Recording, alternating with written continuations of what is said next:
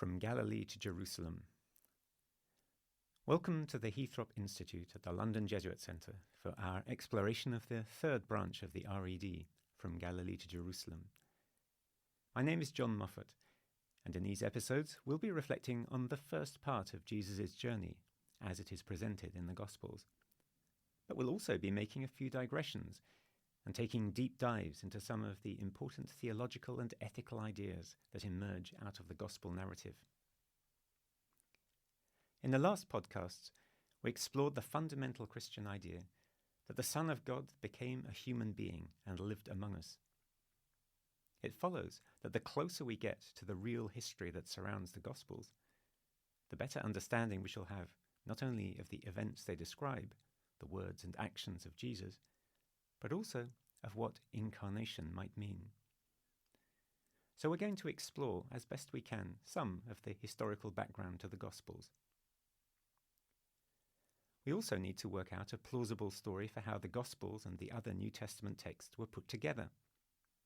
As with the writings of the Old Testament, we must continue to be sensitive to the relation between the different layers of reader meaning developed through the Christian tradition, as well as the different layers of author meaning embedded in the Gospel text. We recognize that New Testament text for Christians, just like Old Testament text for Christians and Jews, lives in prayer and liturgy and speaks in new ways to each generation.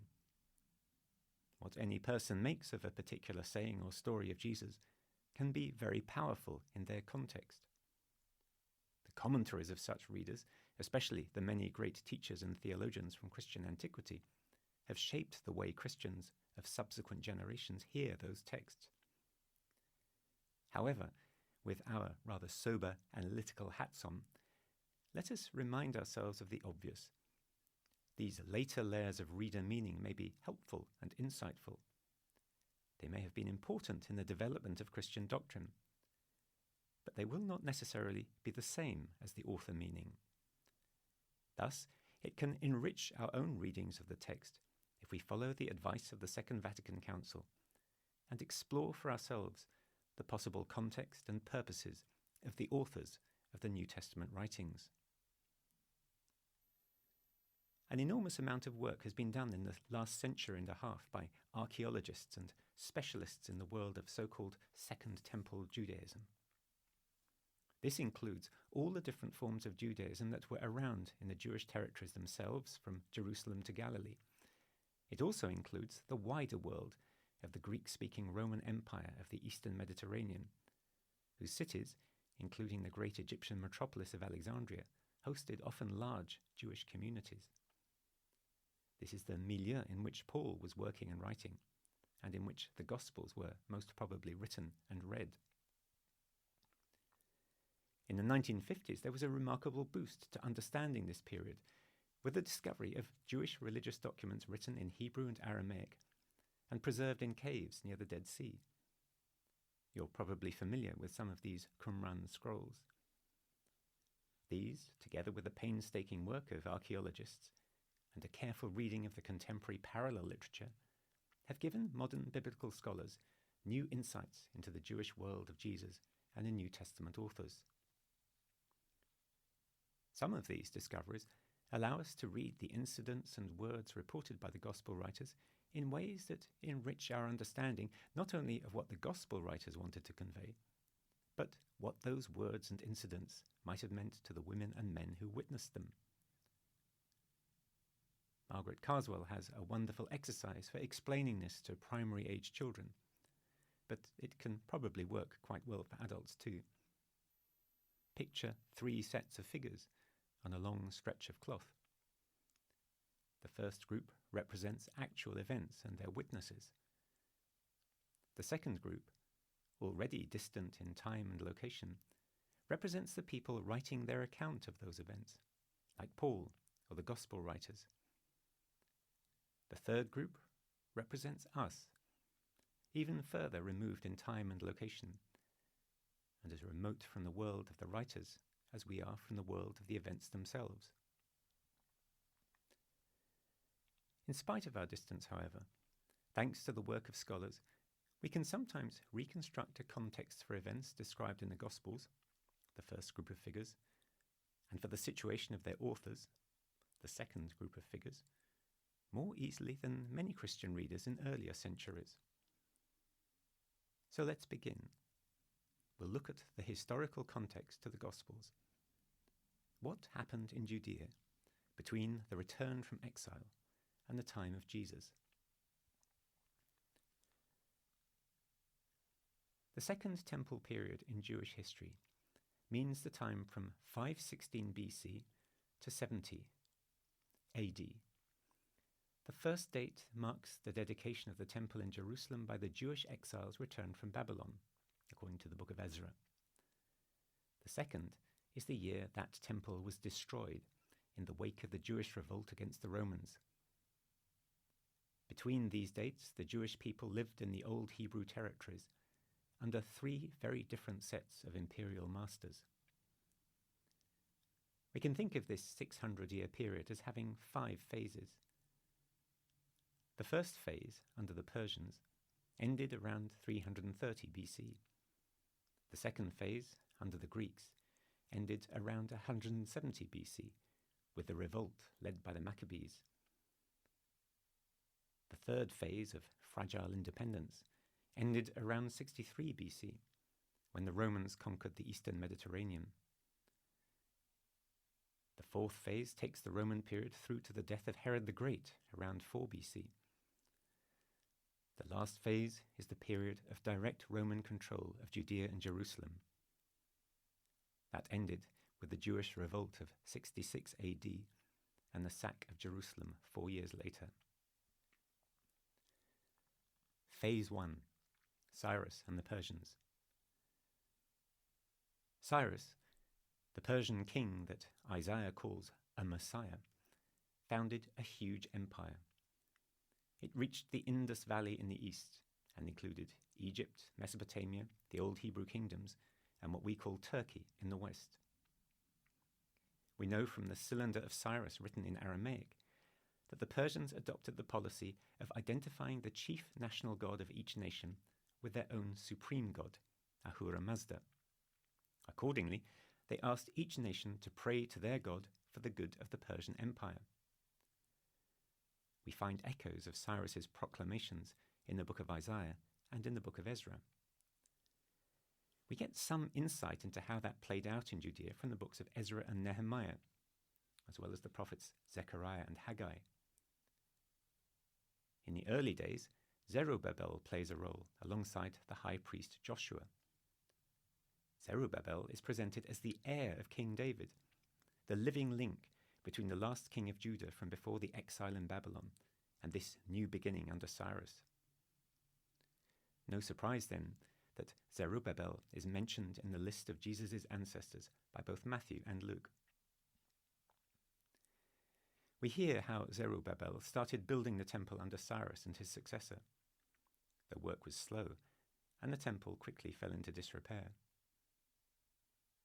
Much later, we hear how Ezra brought the Book of the Law, probably the definitive version of the Torah, from the community of scholars still based in Babylon. This may have been round about 440 BC. There is a great scene where Ezra reads out the Torah and translates it for the whole community in Jerusalem, who no longer understand Hebrew.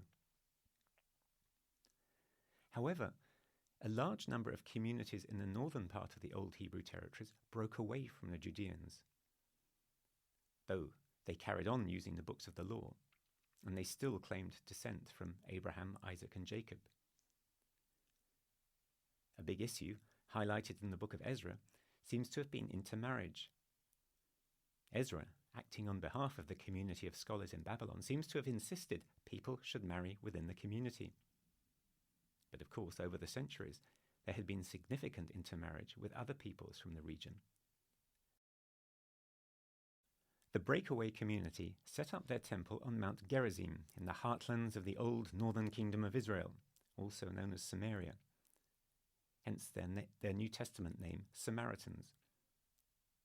The Samaritans make a significant appearance in the Gospels of Luke and John. As things evolved in Jerusalem, the Jewish communities ended up governed not by a king from the line of David, but by their high priest. He and his successors were drawn from the family line of Aaron and Zadok. Thus, the person who presided over the temple liturgies in Jerusalem also ruled the people. And the people defined their identity around allegiance to that temple and that city. Phase 2. Alexander the Great. Our second phase began when Alexander the Great conquered the Persian Empire during the decade on either side of 330 BC. After his death in 323, the Jewish territories came under the dominion of his successors. In earlier podcasts, we saw how important this second phase was for the evolution of Jewish theology. Up until this point, the main lines of cultural connection for the Judeans were with Jewish communities in Mesopotamia and Egypt, where the common language was Aramaic. But after Alexander, the Jewish communities scattered around the eastern Mediterranean became Greek speakers. In fact, after a few generations, many no longer knew Hebrew or Aramaic and began to use a Greek translation of the Hebrew scriptures for prayer and worship, known by us as the Septuagint. Jewish culture, even within the Hebrew and Aramaic-speaking world of the Jewish territories, became inextricably entwined with the surrounding Hellenistic culture. For many, indeed, Greek was chic. The first two books of the Maccabees appear in the Christian Septuagint. They were written after the brutal culture clash of 170 BC, and they are highly critical of all the movements towards acculturation. But they nevertheless give glimpses of how powerful the attraction had become, even for the Jerusalem aristocracy, during the reign of the Greek Ptolemy family, who were based in Egypt. The depth of that relationship with higher Greek culture is very important for understanding why Jewish and Jewish Christian thinkers and writers developed philosophical ways of talking about their faith that went way beyond the text of the older parts of the Old Testament. Scholars find traces of this interaction in the later books of the Jewish Bible, even though not all of them make it into the Hebrew Tanakh. And we can find traces of common Greek philosophical ideas in the New Testament writings as well. Outside the biblical writings, we have Philo, the great Jewish philosopher of Alexandria, and a contemporary of Paul and the Gospel writers. He explicitly makes connections between sacred text and the ideas of contemporary philosophy. And he was not alone. By the time of Jesus, there was a plethora of extra-biblical Jewish religious writing which blends Old Testament and prophetic themes in a framework of contemporary Greek philosophical cosmology, as well as Greek plays on Jewish themes. But in the Jewish heartlands, round about 170 BC, the early Romance went badly sour. The Antiochus family had taken control of the Jewish lands from the Ptolemies. But when Antiochus IV raided Jerusalem unprovoked, this caused a major conflict between the Judeans and their Greek overlords. Relations worsened as a rival to the high priest manipulated the situation for his own benefit in Jerusalem. Eventually, Antiochus actively and violently attempted to eradicate Jewish worship from the region. This prompted a revolt led by the priestly family of the Maccabees. The crisis had momentous social and theological consequences.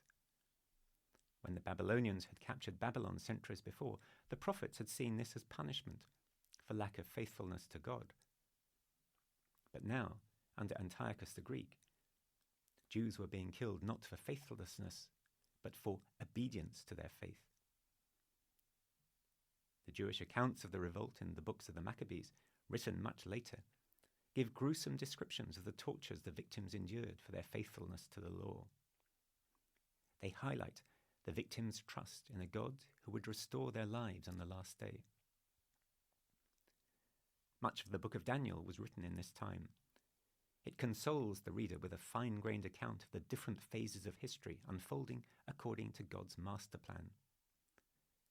After a sequence of very recognizable empires have risen up against God's people and been defeated, the Ancient of Days will finally appear in judgment. Together with his agent, one like a son of man. He will vindicate his people and destroy their oppressors.